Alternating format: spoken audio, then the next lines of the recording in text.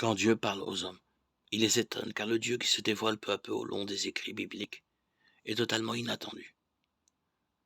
Dieu a créé l'homme à son image, l'homme le lui a bien rendu.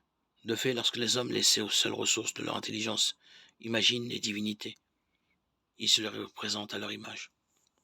Toutes les descriptions des divinités égyptiennes, mésopotamiennes, cananéennes se ressemblent et dessinent des dieux et des déesses fort semblables aux humains.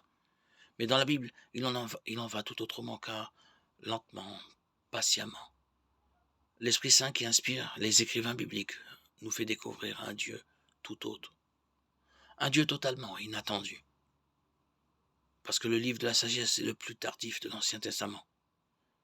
On ne s'étonne donc pas d'y trouver les plus beaux fruits de cette patiente pédagogie de Dieu, pour se révéler à son peuple tel qu'il est et non tel qu'on pouvait se l'imaginer. Et la plus grande surprise que nous réserve la révélation, c'est un Dieu dont la puissance se manifeste exclusivement par une infinie patience et l'annonce sans cesse renouvelée du pardon. Voilà ce que personne ne pouvait imaginer. Voilà pourtant ce que nous dit le livre de la sagesse. Toi qui disposes de la force, tu juges avec indulgence, tu nous gouvernes avec beaucoup de ménagement, car tu n'as qu'à vouloir pour exercer ta puissance. Sagesse 12-18. Mais tel Père, tel Fils, cette découverte de l'infinie miséricorde de Dieu n'est pas pour autant une prime au laxisme.